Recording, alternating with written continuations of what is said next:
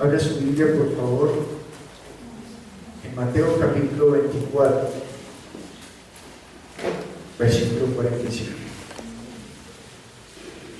Dice la Escritura: ¿quién es, pues, el siervo fiel y prudente, al cual puso su Señor sobre su casa para que les dé el alimento a tiempo?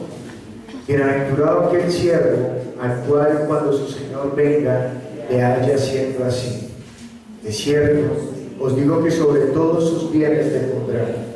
Pero si aquel siervo malo dijere en su corazón: mi Señor tarda en venir, y comenzare a golpear a sus consiervos, y aún a comer y a beber los borrachos, vendrá el Señor de aquel siervo en un día que éste no espera, y a la hora que no sabe, y lo castigará duramente, y pondrá su parte con los hipócritas. Allí será el lloro y el crujir de dientes. Iglesia, tenga ánimo. La palabra del Señor es contundente cuando llega a cada uno de nosotros, y nosotros estamos prestos a escucharla. La palabra de Dios conmueve la vida de cada persona cuando estamos prestos a escucharla. La palabra del Señor transforma. La palabra del Señor sana. La palabra del Señor da vida. Así que si usted en este momento está muerto espiritual, tiene la oportunidad de escuchar la palabra y que esa palabra le dé vida. Si usted siente una herida en su corazón, una herida en su vivir, tiene la esperanza de recibir la palabra y que la palabra sane totalmente y levante su vida.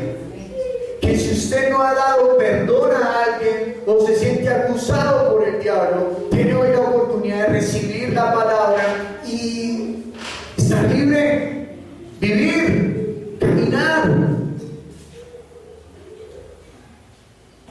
Que si usted está confundido, la palabra le da luz, porque la confusión es equivalente a que hay tinieblas. Usted no puede ver bien, está nublado. Eso es estar confundido. Mas la palabra es la luz, dijo el Señor. La palabra es la luz, dice, y aquella luz que vino a este mundo, la palabra, el verbo hecho carne. Y cuando nosotros tenemos esa palabra en nuestro ser, nosotros venimos a hacer luz al mundo. Pero es donde nosotros debemos ocupar nuestra posición como hijos de Dios y entender que las tinieblas nunca prevalecerán cuando hay luz. Amén. Y que usted y yo somos luz en medio de las tinieblas. Y que usted y yo tenemos la palabra por herencia. ¿Y para qué sería ese lugar que es luz? ¿Y para qué sería ese templo que es luz? Y pues para eso podemos aprender de la palabra. En el Antiguo Testamento, Adán no tenía un templo. Pero Adán tenía un lugar que estaba consagrado para él tener comunión con Dios. Y ese lugar era el huerto. Ese lugar era el Edén. Adán, a diferencia de las otras personas, Adán fue puesto en ese huerto para que cumpliera un propósito, para que hiciera una labor.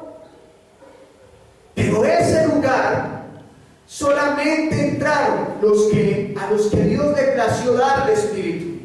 Así que Él sopló en Adán espíritu, y por eso Adán, a diferencia de los demás hombres, él estaba en el huerto, porque tenía vida, porque podía tener la comunión con el Padre, hablaba con Dios.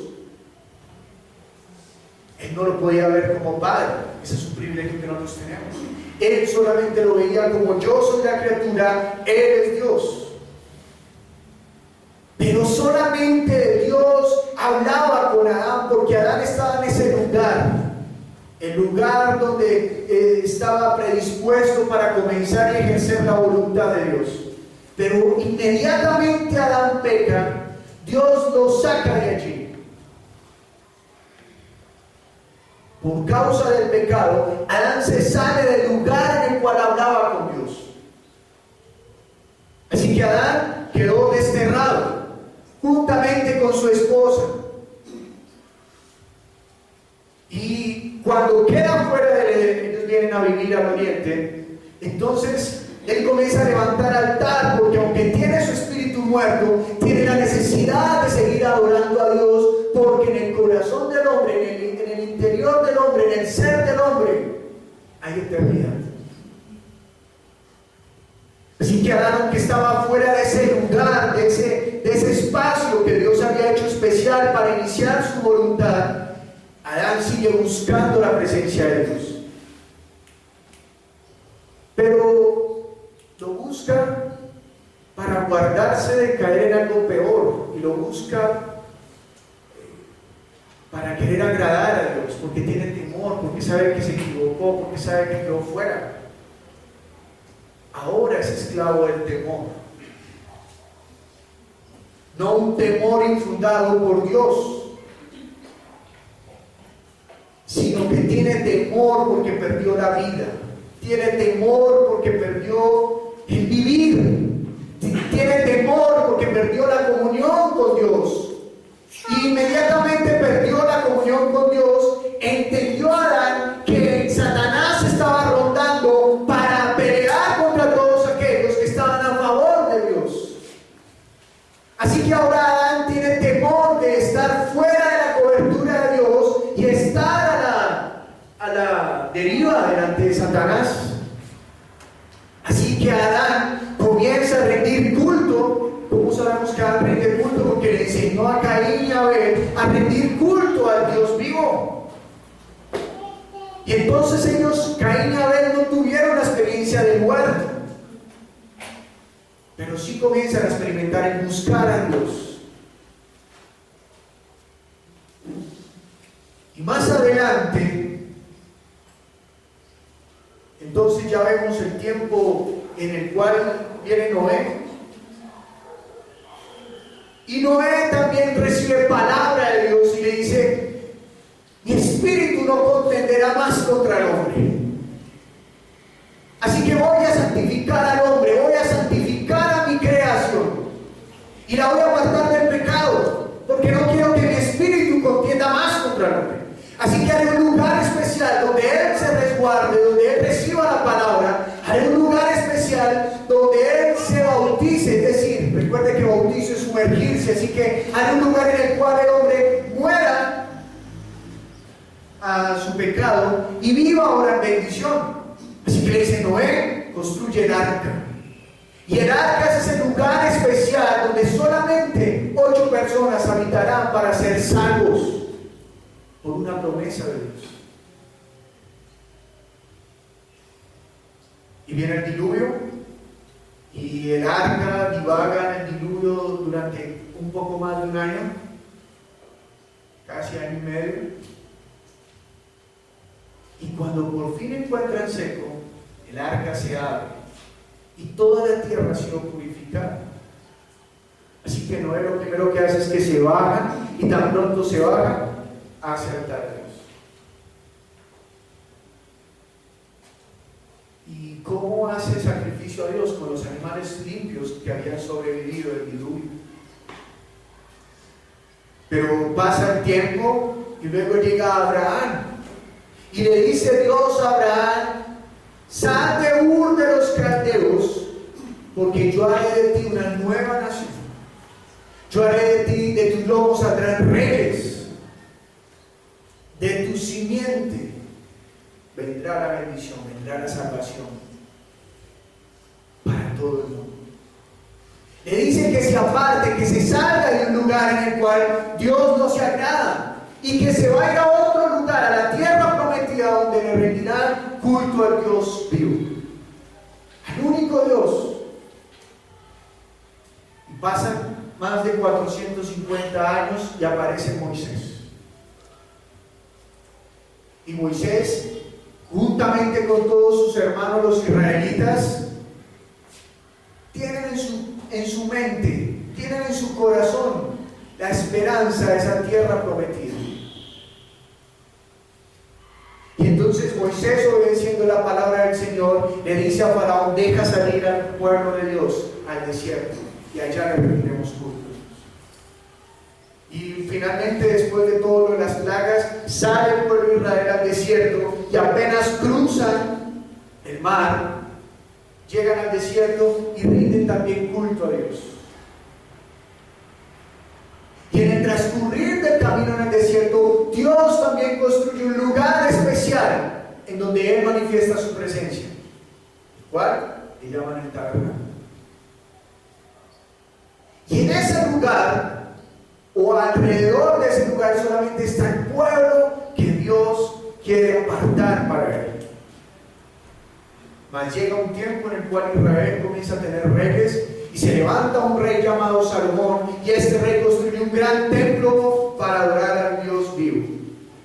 Un lugar especial, un lugar en el cual toda la gente va y se arrodilla allí para invocar el nombre de Dios, y un lugar en el cual había promesa para recibir la bendición de Dios, un lugar en el cual había promesa de que Dios escuchara. Pero al pasar el tiempo, cuando Israel entra en desobediencia, Dios trae a las otras naciones para disciplinar a Israel y destruyen el templo. Y lo vuelven a levantar. Y llega el tiempo de los romanos. Entonces los romanos tienen un grupo de personas que también quieren seguir a Dios, pero que se confabulan aún con ellos. Pero el templo de Israel está de pie. Y entonces están todos yendo cada sábado a orar, están yendo entre la semana también a orar, están un día allí y cuando entran encuentran mesas con tórtolas, con flor de harina, con arroz, con trigo, con todo lo necesario. Encuentran corrales llenos de ovejas, corrales llenos de palomas, porque la gente va a llegar desde muy lejos, desde muy cerca, a comprar para poder ofrecer el sacrificio a Dios. Y un día entra un hombre y va pasando, ¿no? Y ve de repente todos estos mercaderes y entra con azote de cuerdas y voltea las mesas y dice: ¿qué han hecho de la casa de mi padre? Han hecho una cueva de ladrones. Mas la casa de mi padre será llamada casa de oración. Y lo saca con azote de cuerdas. Imagínense todos esos animales volando, la harina volando, las ovejas corriendo. Hay un gran disturbio, pero ¿por qué se mueve todo? ¿Por qué tanto alboroto? Porque alguien llegó a santificar el lugar que le corresponde a Dios. Pero ese mismo hombre un día va pasando y mira al templo y le dice: ¿les asombra este templo? Yo lo destruiré y levantaré uno nuevo en 3 días. Y ese templo es su cuerpo. Dice la escritura que los discípulos entendieron que cuando el Señor dijo que iba a destruir el templo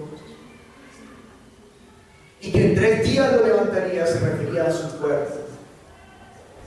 Porque Él dijo: ¿en dónde vendrá a morar el Señor? ¿Acaso morará en un templo hecho con las manos de hombres?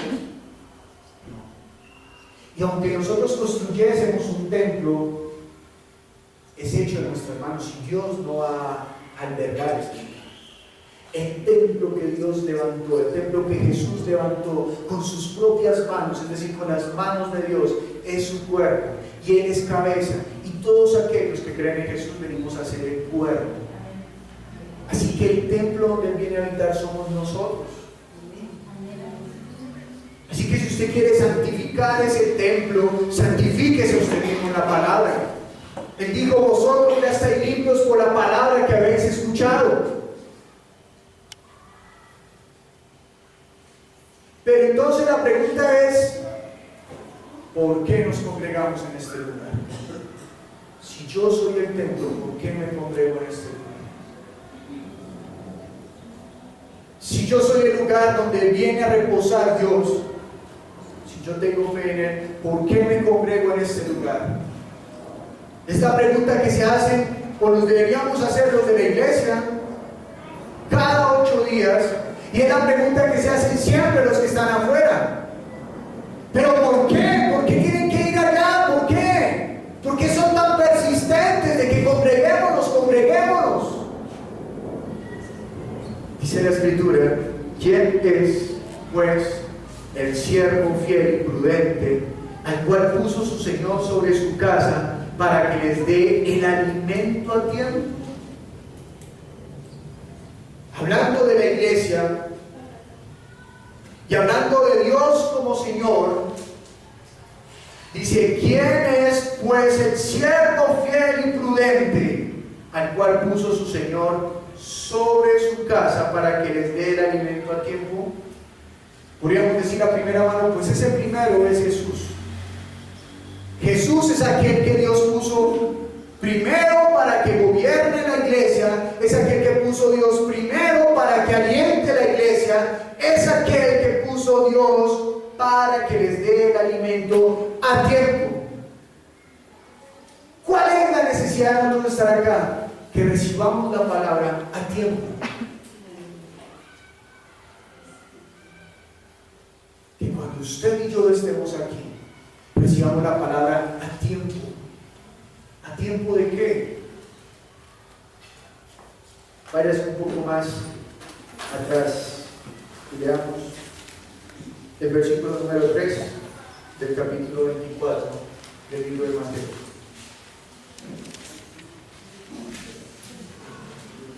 O mejor, leamos el versículo 1. Cuando Jesús salió del templo y se iba, se acercaron sus discípulos para mostrarle los edificios del templo. Respondiendo él les dijo: ¿veis todo esto? De cierto os digo que no quedará aquí piedra sobre piedra que no sea derribada. Y estando él sentado en el monte de los olivos, los discípulos se le acercaron aparte diciendo: dinos cuándo serán estas cosas y qué señal habrá de tu venida y del fin del siglo.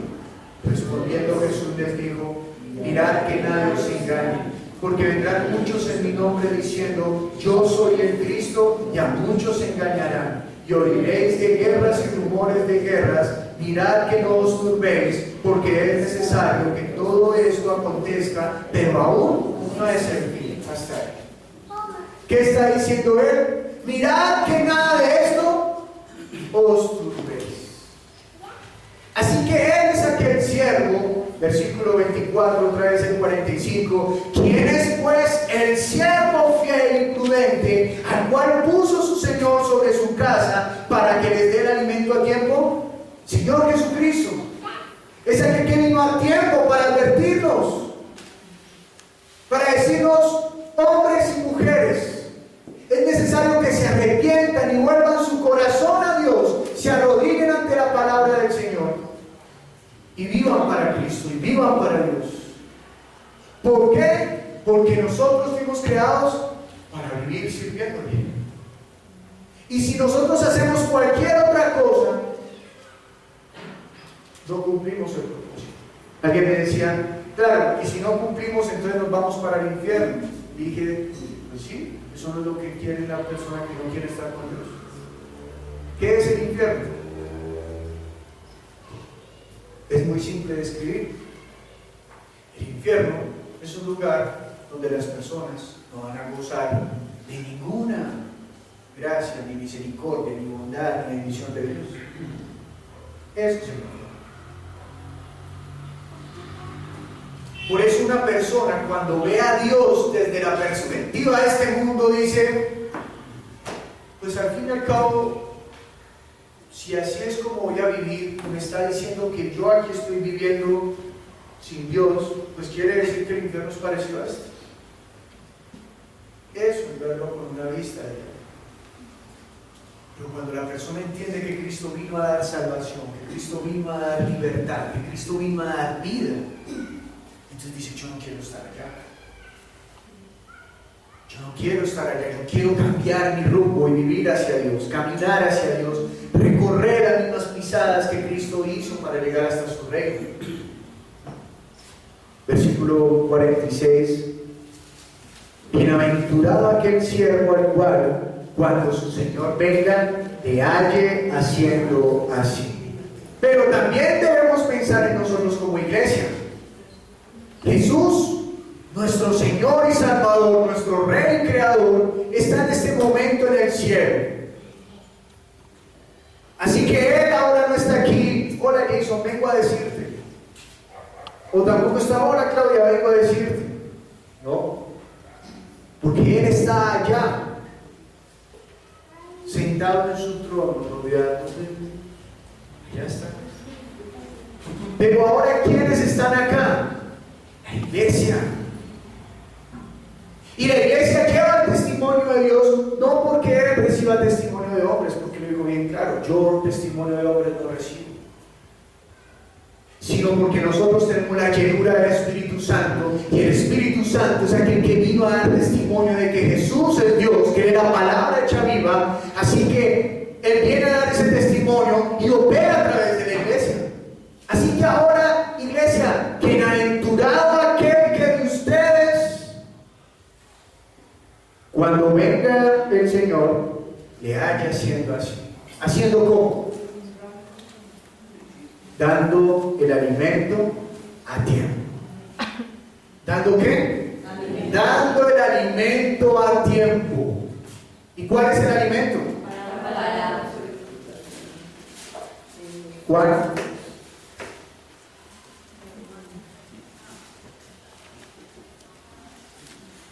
Capítulo número 4.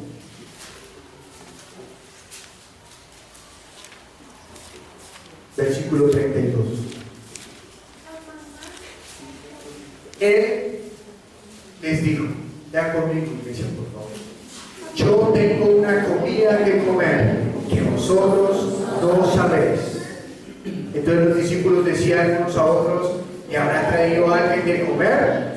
Jesús les dijo, mi comida es que haga la voluntad del que me envió y que acabe la obra. Versículo 45 de Mateo capítulo 24. ¿Quién es pues el siervo fiel y prudente al cual puso su Señor sobre su casa para que les dé el alimento a tiempo? El Señor Jesús. Pero como usted y yo nos hemos unido a Él en la fe, Él y yo somos el mismo. Escúcheme bien, no es que usted sea Jesús. No. Somos parte de Él. Vivimos para Él. Para que me entiendan, yo y mi esposa somos uno. Aunque cuando a veces pasemos por donde le comida mayor y le haga culto, pero somos uno. Lo mismo ocurre. Cristo y yo, cuando digo yo, lo sabemos por la iglesia. Cristo y la iglesia somos uno. ¿Quién es ese buen siervo que debe servir o dar el alimento a tiempo? La iglesia.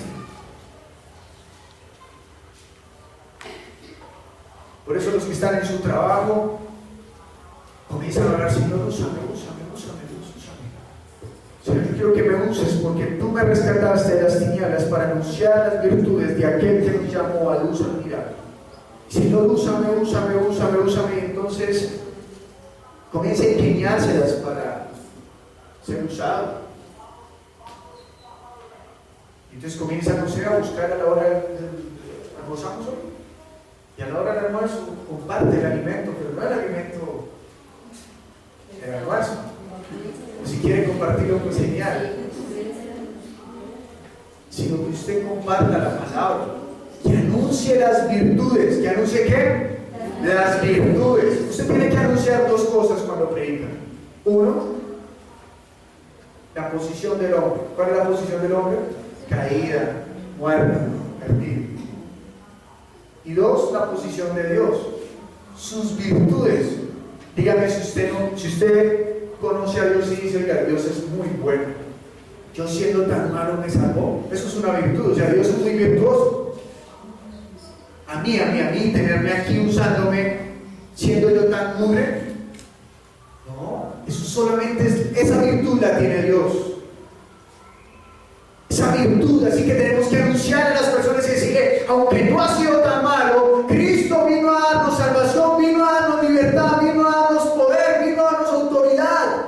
Ya no vas a vivir en temor, vas a vivir en libertad. Pero ¿en dónde aprendemos todo eso? ¿En dónde recibimos ese alimento? Congregándonos.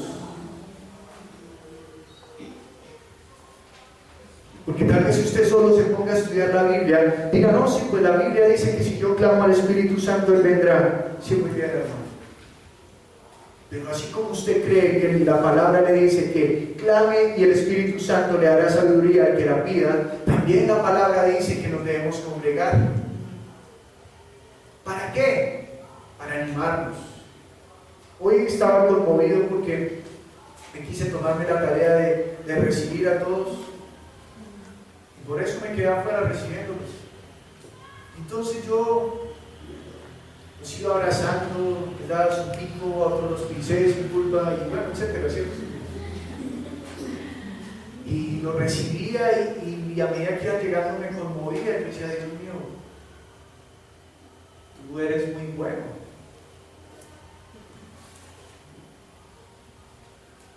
Tú eres muy bueno, Señor, al mostrarnos tu amor para salvación. Porque aunque algunos llegaron todos contentos, serios, y así, pero todos venían con ese anhelo de venir a la iglesia.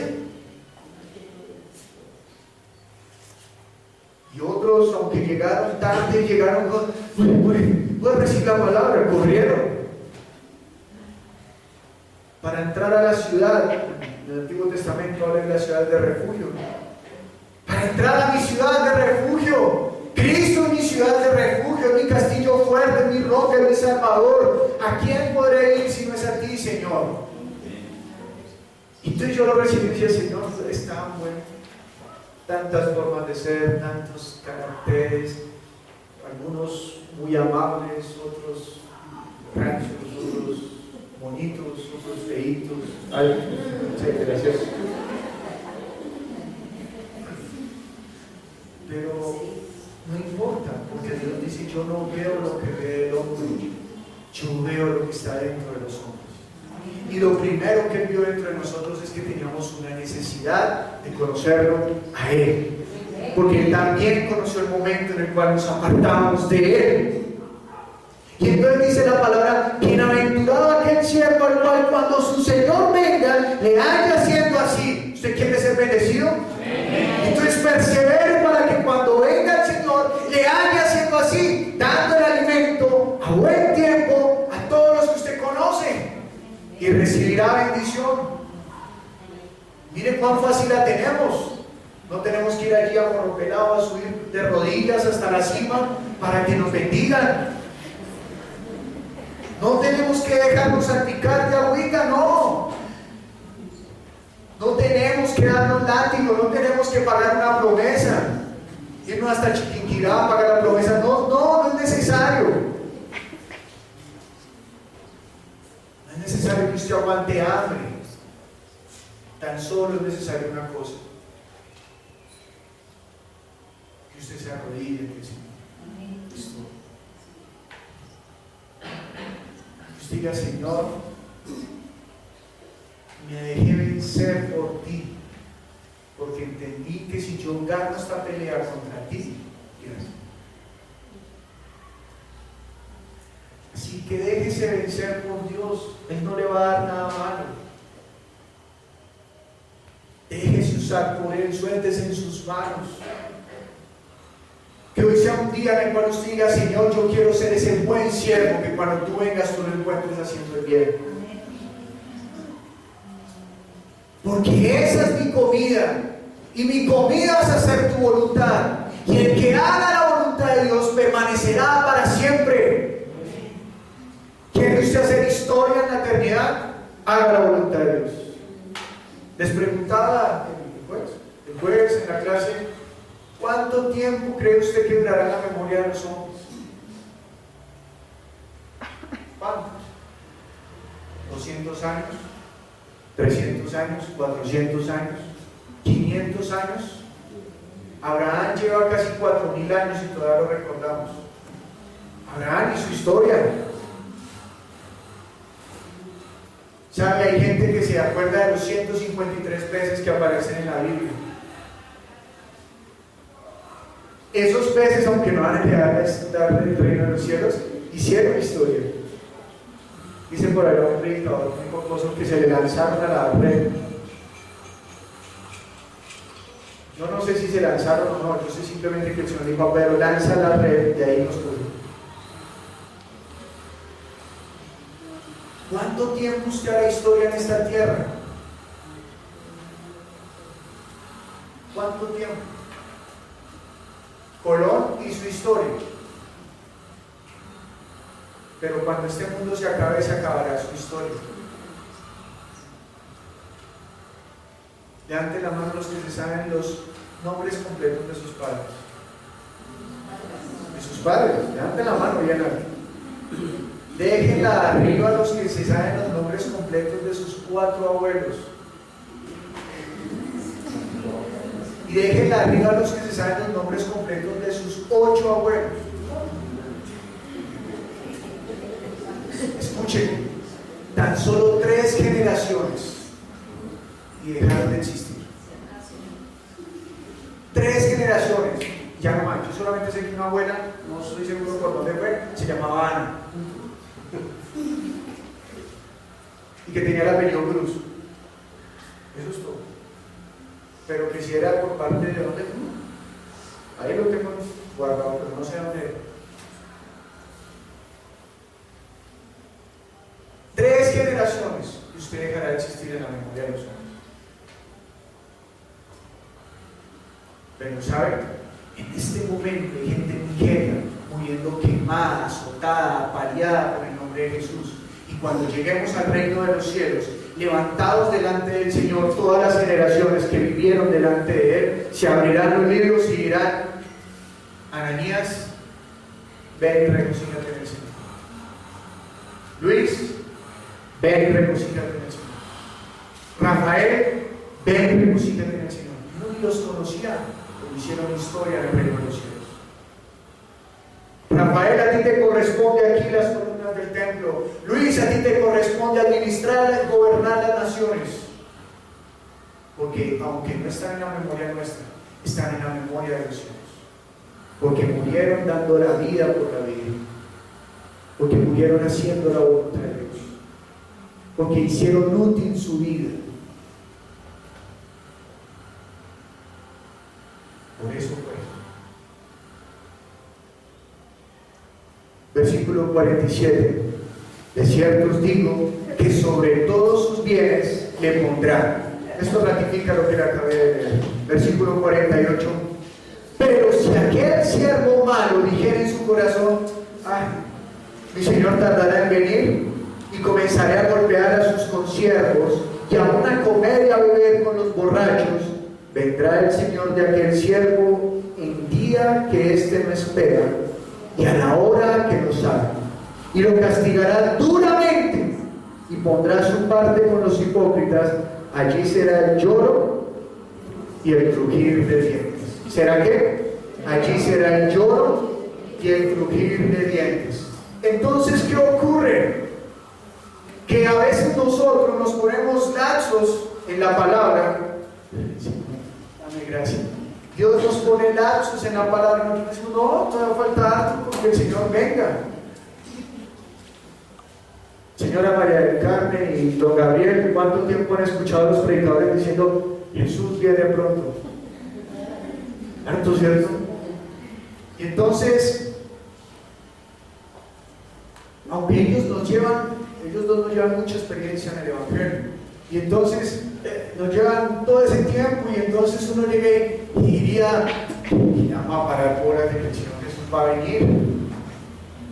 Tanto tiempo que llevan diciendo que va a venir y nada que viene. Pablo escribió en la carta: porque pronto vendrá el Señor y a los que estemos nos arrebatará.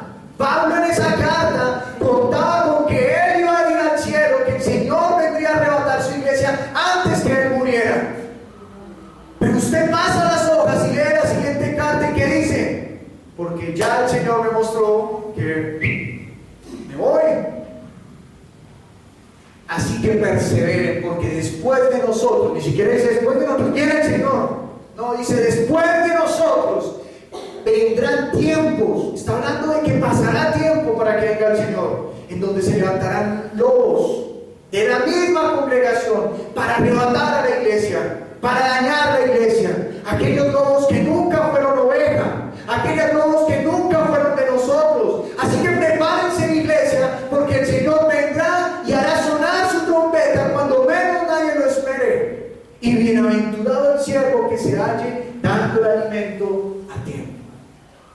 porque aquel será bienaventurado y Dios le pondrá a señorear sobre sus cosas.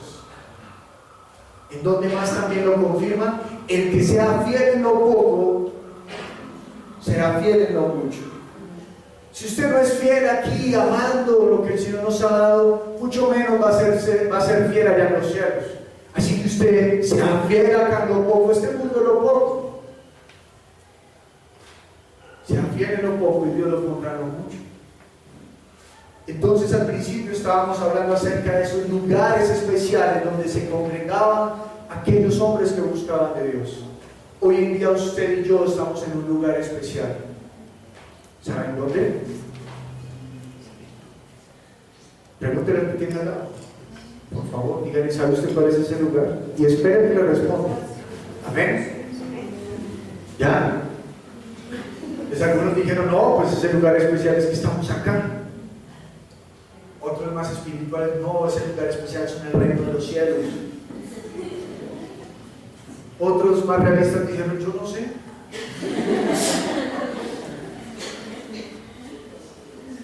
Y otros ni preguntaron por miedo, no, ¿qué tal que me corchen? ¿Saben? La Escritura dice que cuando usted y yo nos unimos juntamente con Cristo Jesús, Él también nos tiene en este momento en lugares celestiales y el enemigo está bajo nuestros pies. Y ese lugar especial también es aquí, este cuerpo. Que aunque sea, bueno, no sé cómo usted me vea, pero aunque sea bonito o feíto, como usted me vea, no importa, Dios está en mí. Y yo quiero luchar porque Él permanezca en mi vida, porque sé que el enemigo está buscando separarme de Dios. Porque al enemigo no le gusta ver a los que tienen vida, porque Él es muerte, Él es padre de mentira, Él es el Señor de la muerte. Y Él no quiere verme a mí con vida, así que quiere atacar este templo para destruirlo. Pero cuán fuerte es este ladrillo cuando se une con los demás ladrillos y edificamos la iglesia santa, pura y perfecta del Señor. Cuán fuerte nos hacemos, porque estamos juntos. Eso lo sabe hasta el mundo. Cuán fuerte. Eso lo entiende cualquiera. Mira, un general entiende eso, alguien que esté peleando constantemente entiende que para ganar la batalla no importa la cantidad, sino que importa que el ejército esté unido. Porque si no, Satanás viene aquí y nos mete troyanos. Nos comienzan aquí a engañar, pero la Escritura nos advierte que habrán siervos que no quieren dar la palabra a tiempo. Pero bueno, entendamos lo siguiente, versículo 50: vendrá el Señor de aquel siervo en día que éste no espera. ¿Cuándo viene? El día que éste no espera. ¿Usted lo espera en este momento? Levanten la mano a los que no lo esperan en este momento. O sea que puede llegar en este momento. El día que usted no lo espera. No, todavía puede pasar mucho tiempo. Yo salgo de la oficina y le digo, nos vemos mañana si el Señor lo permite. Usted sí es pesimista, ¿no? No, pesimista no, realista, porque yo no sé. ¿Acaso es dueño de la vida? No, yo sé que Dios quiere. ¿Seguro? ¿Cómo la ve, Pablo? ¿Cómo la ve? ¿Ah? La gente se cree señora de la vida. ¿Qué tal, Pablo?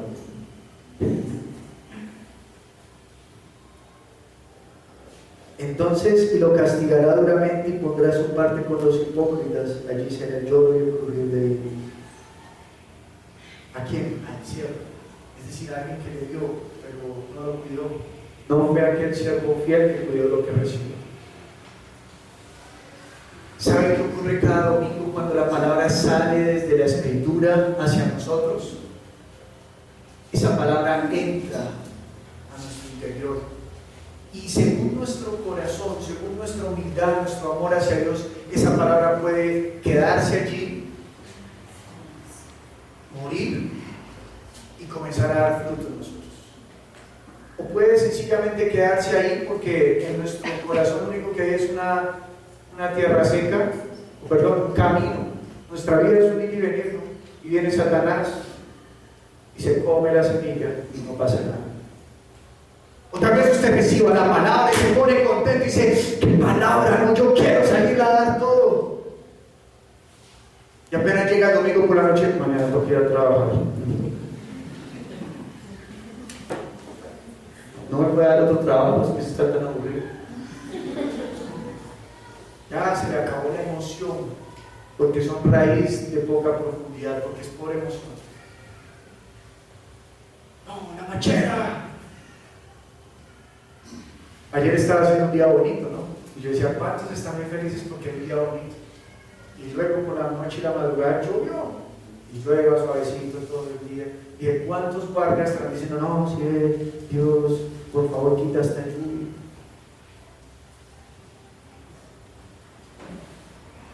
Eso es tener la fe con Dios. Pero la fe verdadera, la fe que persiste, es aquella que debe levantarse a los familiares diciendo de otra vez a ir para la iglesia. Otra vez, allá que le dan, llévese la cama si quiere.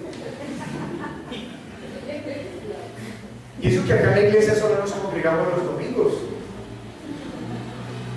No tenemos ni culto en la semana ni nada. Pero otra vez a ensayar. No, tú tienes la de tus padres.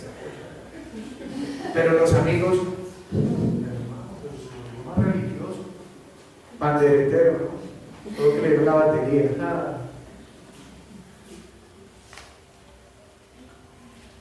O que nos digan, ¿usted de verdad cree en Dios? ¿Usted de verdad cree en Jesús? ¿Usted cree que si Jesús fuera Dios se hubiera muerto? Ya piense, póngale un poquito de sentido. Si Jesús fuese Dios no se hubiera muerto. Póngale un poquito de sentido. Si Jesús fuese Dios no vendría al vientre de una mujer. Piense un poco, si Jesús fuese Dios no lo hubiesen perseguido para matarlo. Él hubiera hecho ya, Avengers, vamos a acabar todos. No.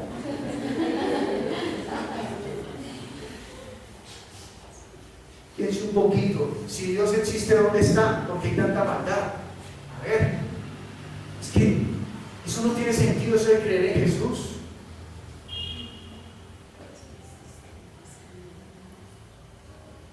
Póngale un poquito de sentido. ¿Cómo usted se va a arrodillar ante un Jesús? ¿Luego usted lo ha visto? No, usted no lo ha visto. Usted aquí en vez haya un señor o una señora que cada 8 horas se paran y le predican. Ya le lavaron el cerebro. ¿O acaso quién era usted antes de que creyeran eso? ¿No era otro? ¿Se dan cuenta? ¿Se dan cuenta?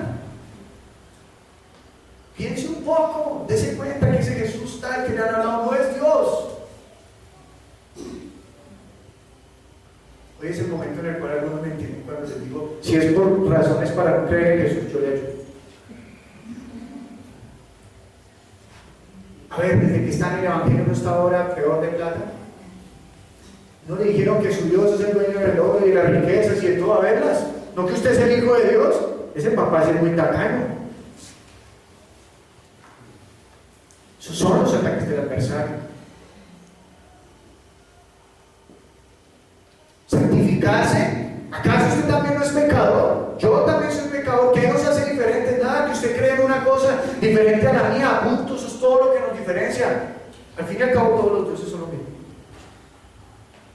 Al fin y al cabo solo existe un Dios. No importa la manera como tú lo adores.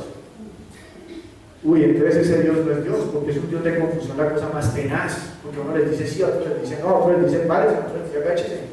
¿No?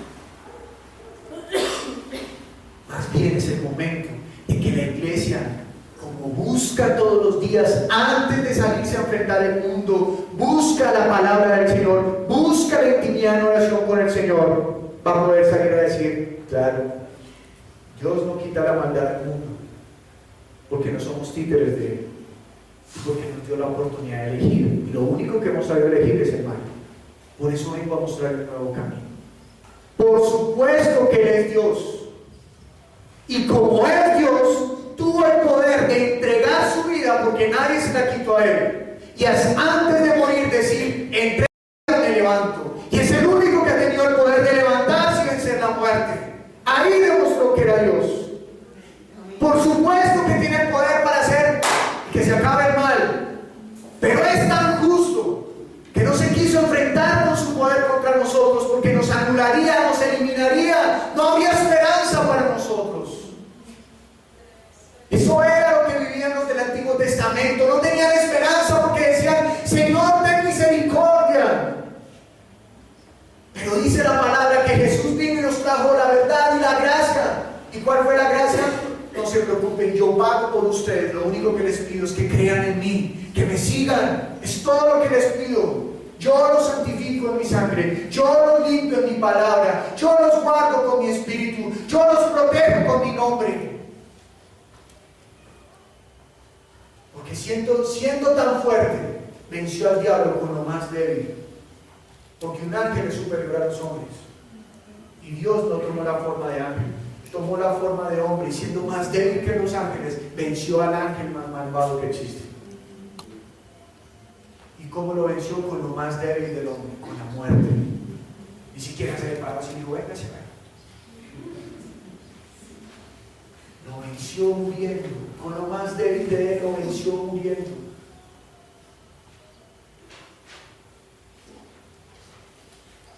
Bueno, sí, pero todos los dioses nos llevan a lo mismo. No, Señor. Porque si se tratara de adorar a cualquier dios, pues entonces me adoro a mí mismo.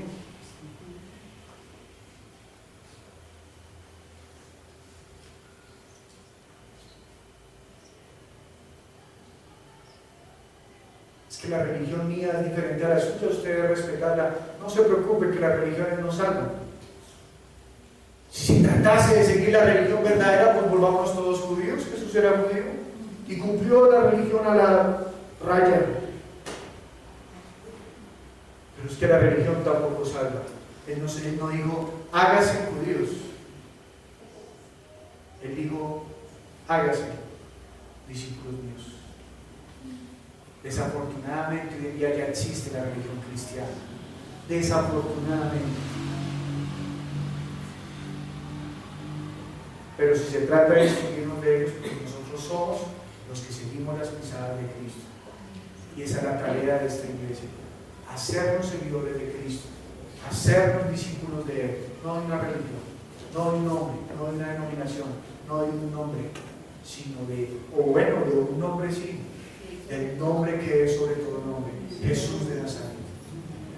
Ese es, versículo 46, bienaventurado aquel siervo al cual cuando su Señor venga le halle haciendo así.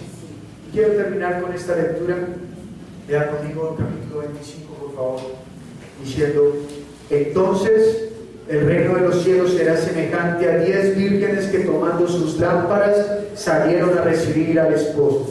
5 de ellas eran prudentes y 5 insensatas. Las insensatas, tomando sus lámparas, no tomaron consigo aceite, mas las prudentes tomaron aceite en sus vasijas, juntamente con sus lámparas. Y tardándose el esposo, cabecearon todas y se durmieron. ¿Cuántas se durmieron? ¿Las 10? 10, y una era la que iba a contar la narradora, aquí ya escribe. 6. Y a la medianoche se oyó un clamor: aquí viene el esposo, salid a recibir. Entonces todas aquellas vírgenes se levantaron y arreglaron sus lámparas, y las insensatas dijeron a las prudentes: danos de vuestro aceite, porque nuestras lámparas se apagan.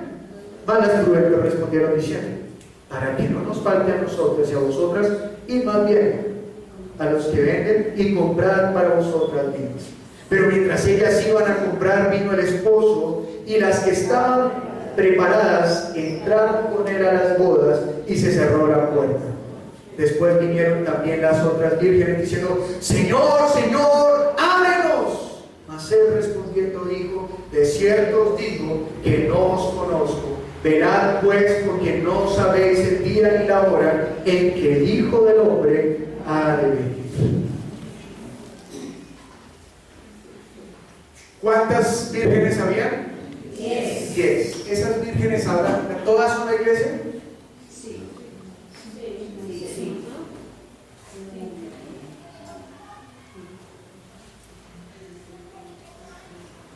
Todas son la iglesia, porque todas saben que el Señor va a venir. Pero resulta que hay unas que tomaron sus lámparas. ¿Qué dice la Escritura? Que usted y yo somos ¿qué? Luz. Entonces tomaron sus lámparas. Pero también Juan capítulo 1 dice que la palabra es luz. Así que quiere decir que en la iglesia hay unos que tomaron la lámpara y se fueron a hablar de ella. ¿Sabías que el Señor Jesucristo te puede dar vida? ¿Sabías que el Señor Jesucristo te puede guardar? Y comienzan a hablar. ¿Sabías que estás muerto y necesitas vida para vivir? Y comenzaron, llevaban la lámpara, pero no estaba con aceite. Mientras que habían otras que también salieron con la lámpara, pero tenían el aceite. Y lo que predicaban daba fruto. Porque el Espíritu Santo es el que se encarga de dar testimonio, es el que se encarga de convencer de pecado, justicia y de juicio. Así que aquellas vírgenes que salieron con la lámpara son aquella parte de la iglesia que sale sin el Espíritu, que creen que es con sus fuerzas que puede ir a trabajar, que creen que es aprendiéndose el discurso que puede ir a trabajar. ¿Sabe que en las iglesias también se aprenden el discurso? Alguien me acuerdo, que no íbamos en el carro y dijo: pastor, ¿y por qué en la iglesia no se dice hermano? Y yo dije: no, pues no es porque no creo que yo voy a ser hermanas. No.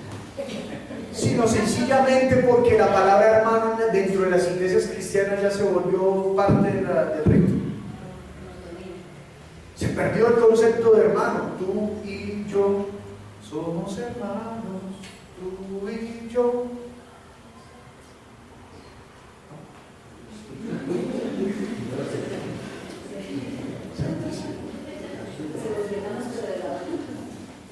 No, esa canción es cristiana.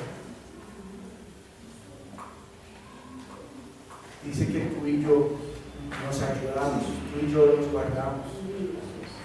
Yo sé que creen que era, ¿sabes? Y no son los nuevos, precisamente.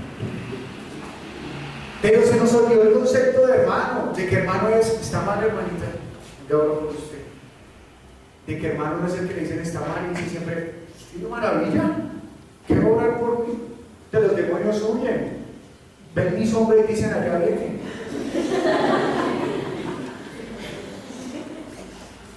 Se nos olvidó lo que significa ser hermanos, ¿no?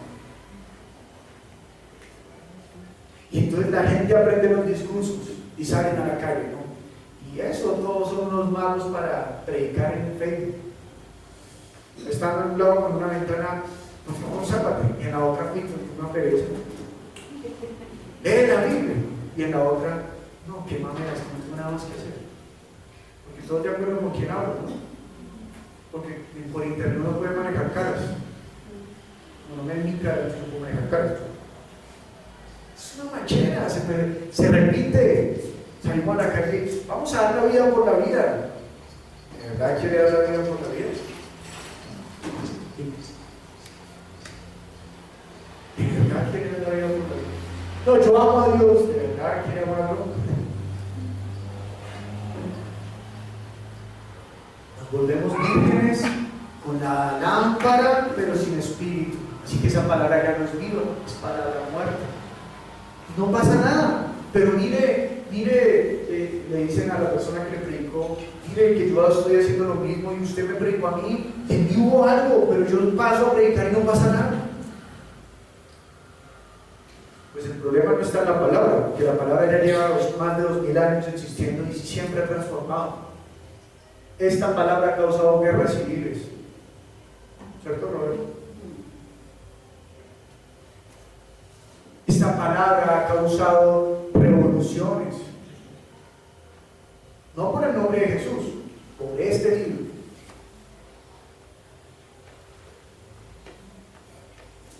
Este libro trastorna, tiene algo que no tienen los demás. Yo nunca he escuchado régimen, no sé, régimen de Pinochet, se vino abajo porque todo el mundo se puso a leer la Ilíada.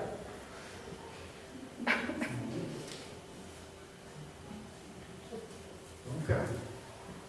Pero en cambio sí se ha escuchado que matan guerrilleros, otros guerrilleros, porque se están arrodillando ante la palabra de Dios, que les prohíben que prendan sus radios para que no escuchen la palabra de Dios. Y si la siguen escuchando, los matan en el monte. Así que en el monte han muerto muchos hermanos nuestros que ni siquiera tuvieron la oportunidad de congregarse, que ni siquiera tuvieron la oportunidad de cantar. Así que muchas cosas se vuelven parte de la religión. Y salir a dar el mismo discurso: Jesús te da vida, parece horror, Jesús te da vida, Jesús te salva. Pero no lo vivimos, no tenemos el vivir del Espíritu Santo. No estoy hablando de pasión, escúcheme bien, porque la pasión se lleva en el alma. Estoy hablando de vivir en el Espíritu. Vivir en el Espíritu. Porque cuando Pedro estaba siendo azotado en medio de las cadenas, él no decía: uy, qué pasión, dele más duro. ¿Sabe qué decía? Se ponía a cantar. Tal vez el cántico de Moisés que está en Apocalipsis: grandes y maravillosas son tus obras. Y tal vez mientras lo azotaban él lo cantaba. Tal vez no tenía la pasión por el látigo, pero sí tenía amor por la salvación. Así que, iglesia, ¿quién es pues el siervo fiel y prudente al cual puso su Señor sobre su casa para que les dé el alimento a tiempo? Esta es la casa del Señor. Dé el alimento y también ayude a dar el alimento a los demás. ¿Es usted ese siervo fiel? ¿Quiere ser ese siervo fiel? Si de aquí hacia atrás usted mira atrás y dice: uy, no, yo no soy ese siervo fiel, le tengo una buena noticia. Eso ya pasó. Ya no puede hacer nada. Ni siquiera el Señor Jesucristo va a borrar eso.